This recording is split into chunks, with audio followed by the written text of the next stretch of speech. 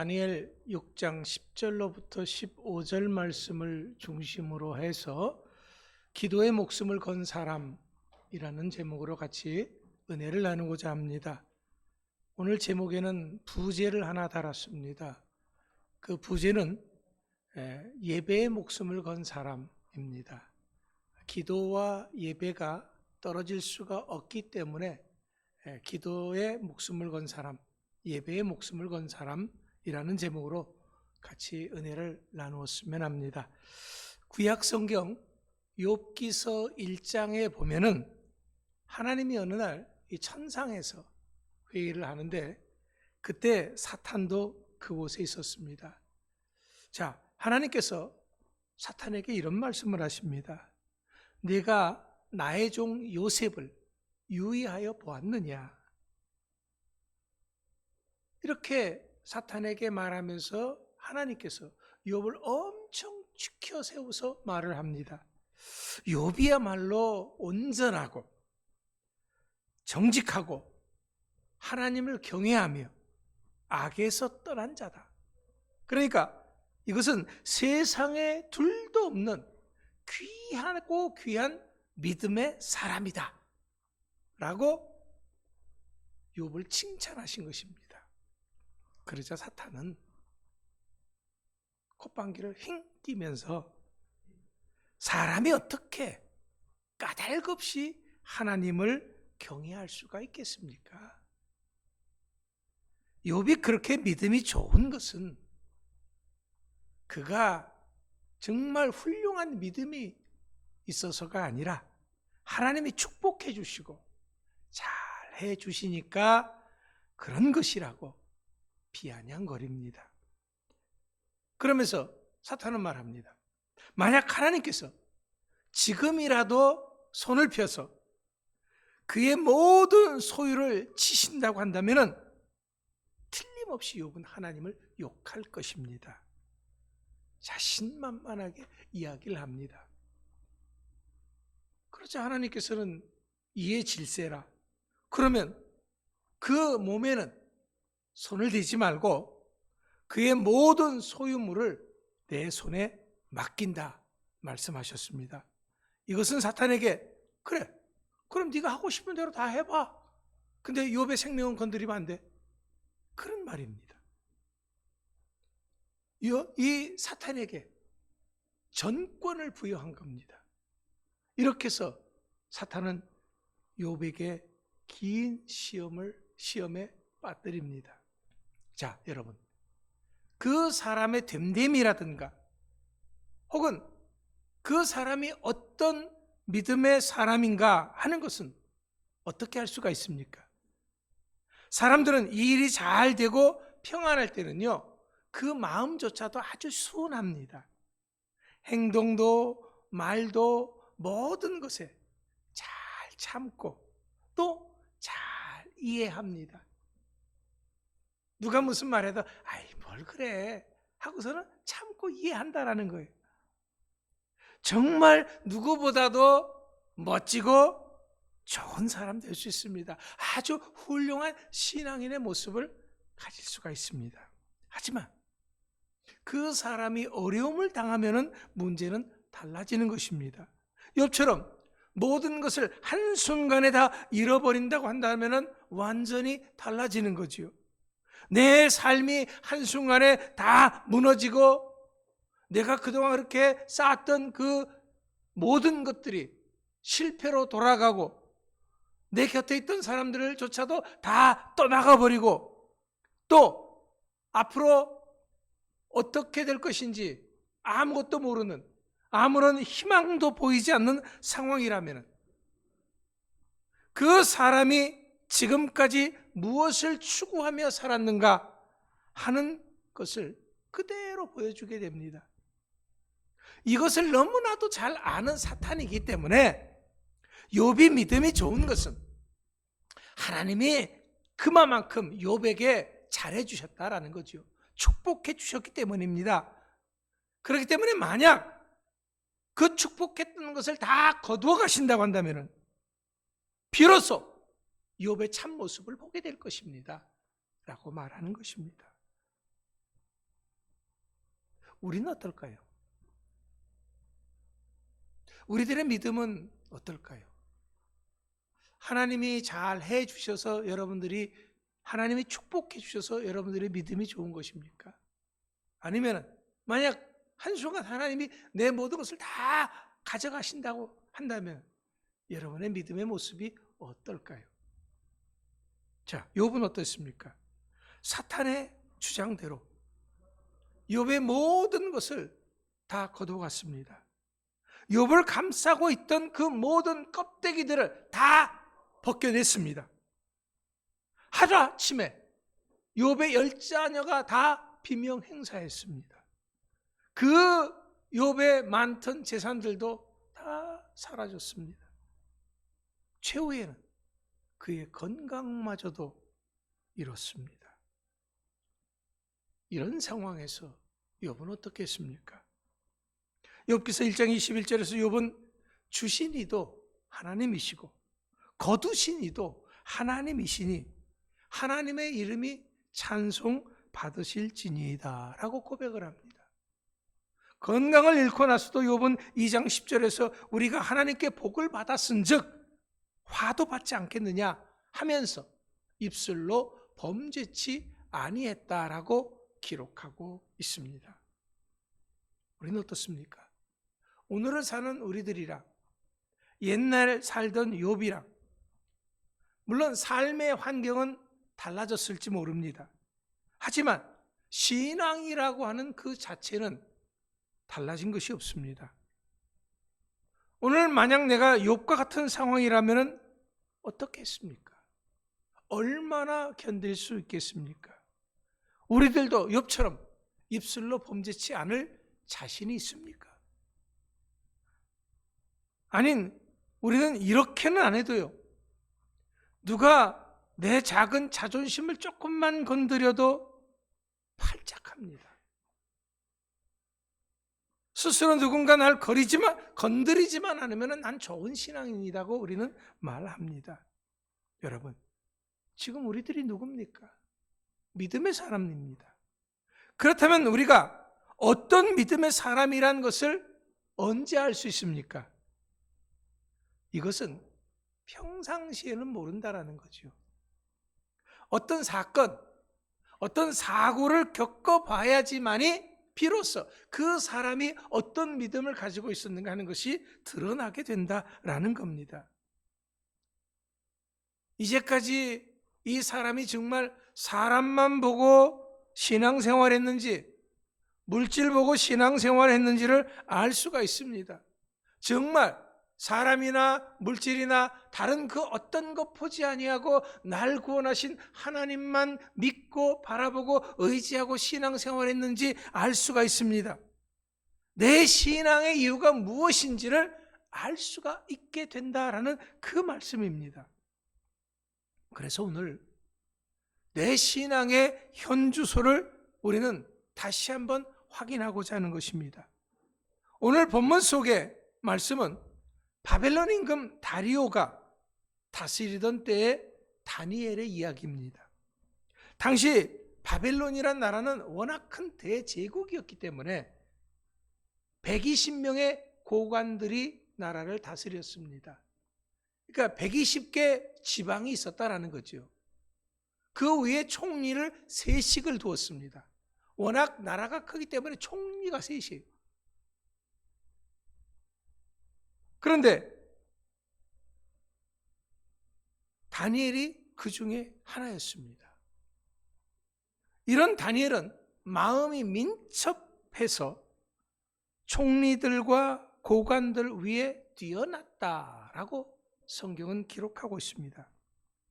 이런 다니엘을 이 다리오 왕이 너무나도 아껴서 자기 다음 가는 2인자로 삼고자 했던 때입니다. 그러다 보니 사람들이 이런 다니엘을 시기 질투하고 어떻게 해서라도 끌어내리려고 하였던 것입니다.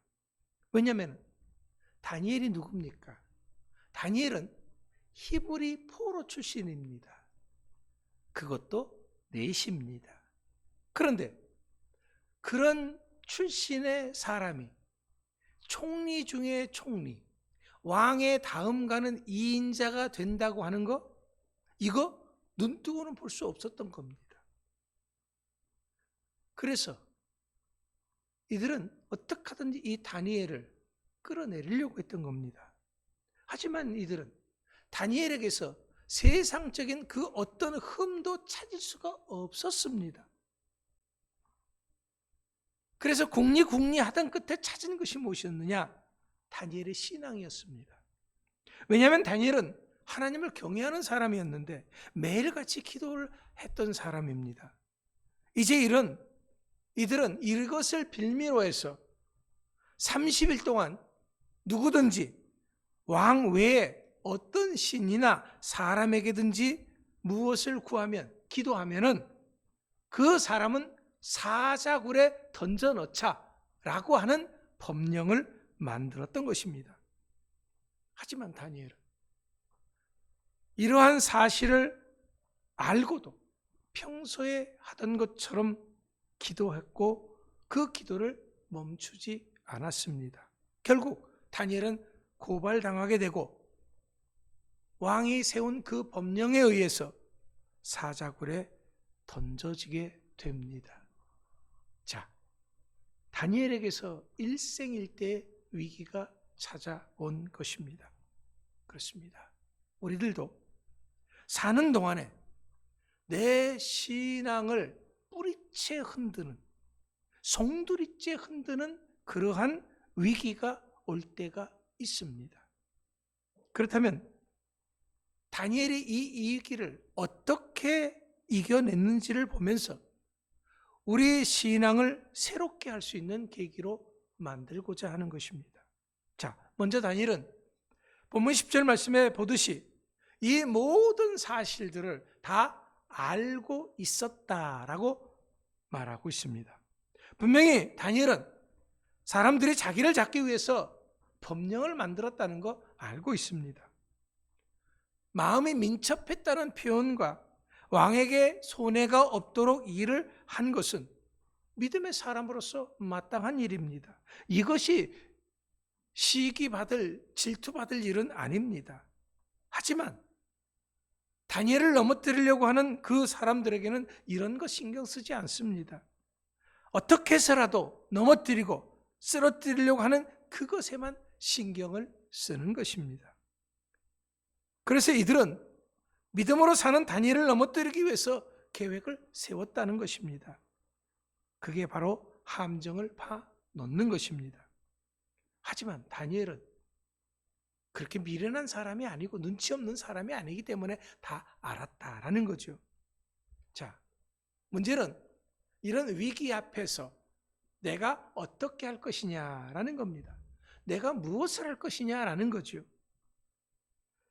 자, 다니엘을 넘어뜨리기 위해서, 다니엘을 사자굴에 넣기 위해서 만들어 놓은 법령의 유효 기간이 얼마입니까?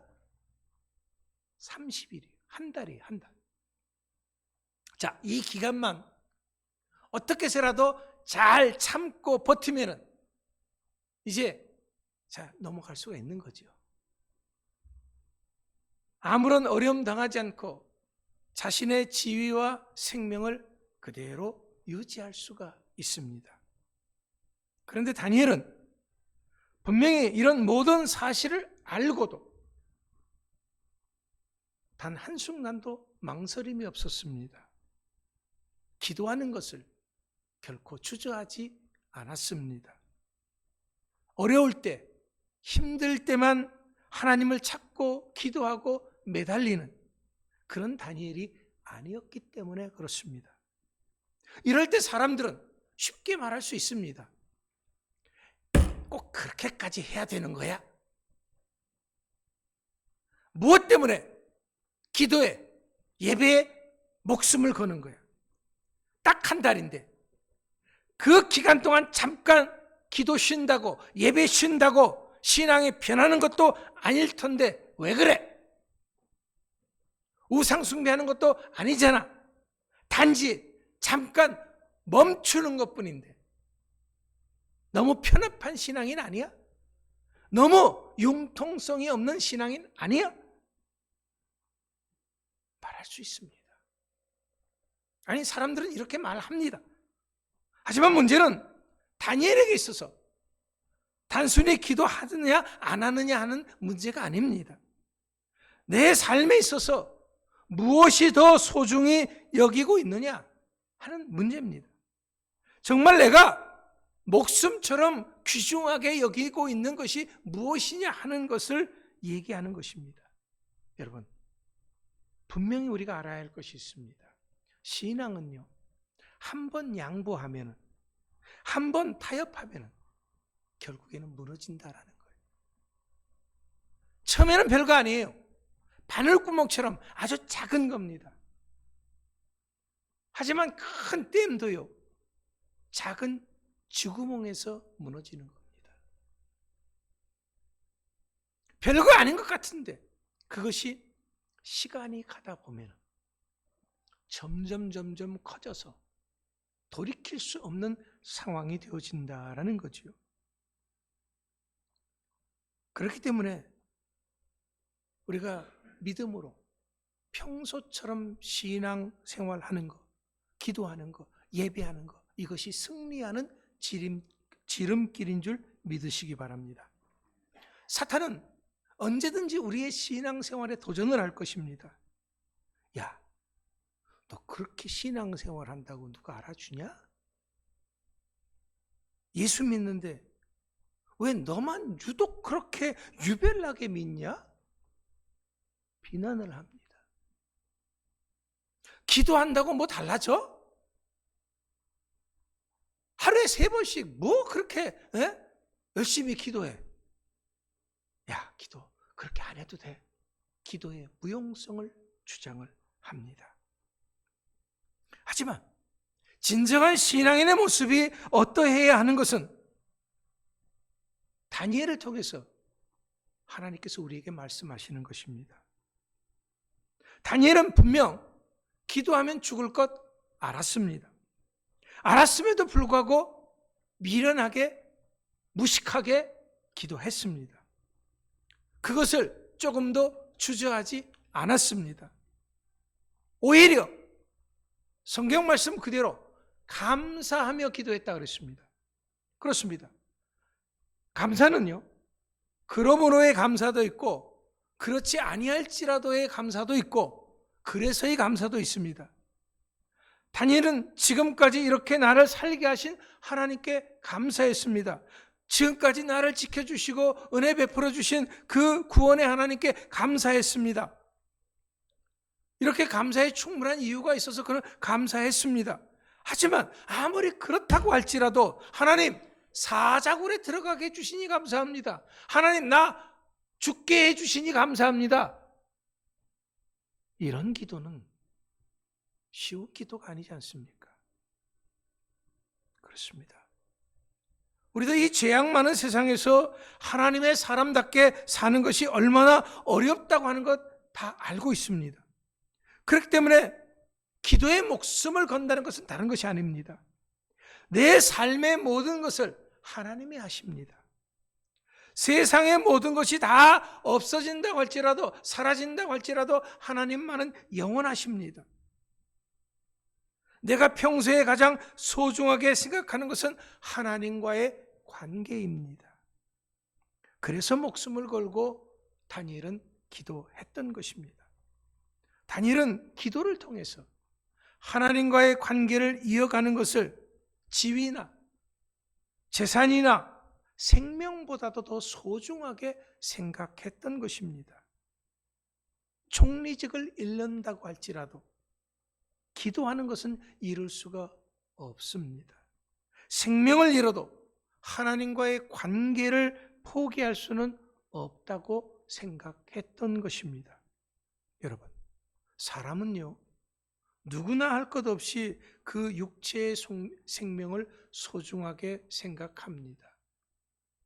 그래서 사람은 다니엘과 같은 절대절명의 순간이 되면은 어떤 생각을 하느냐?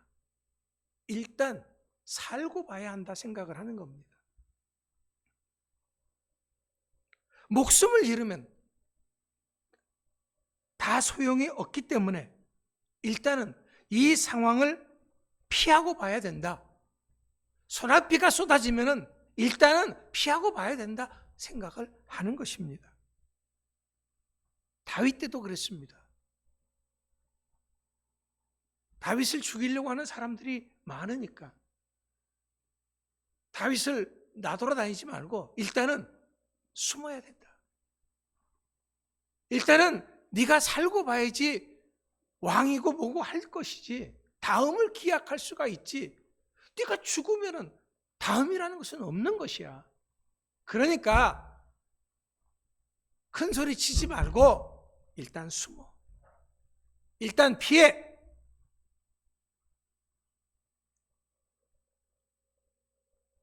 그러나 목숨보다 더 소중한 것이 있음을 다니엘은 삶을 통해서 고백하는 것입니다. 그것이 바로 하나님과의 관계였습니다.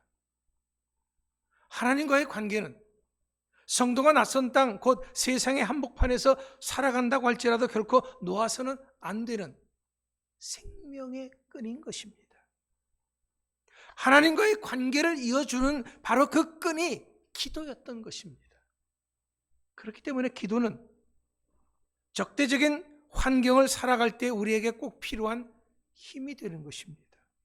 기도는 수단과 방법을 가리지 않는 자들에 맞서 싸울 수 있는, 우리가 가질 수 있는 유일한 무기인 것입니다.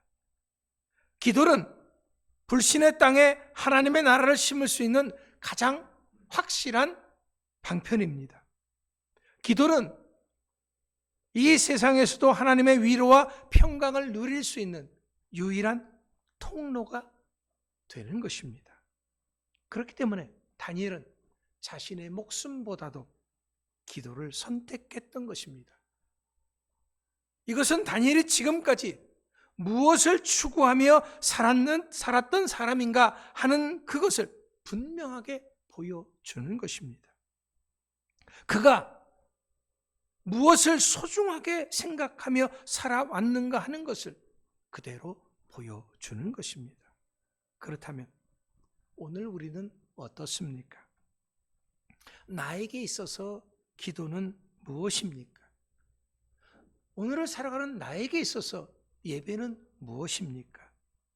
오늘을 살아가는 나에게 있어서 믿음은 무엇입니까?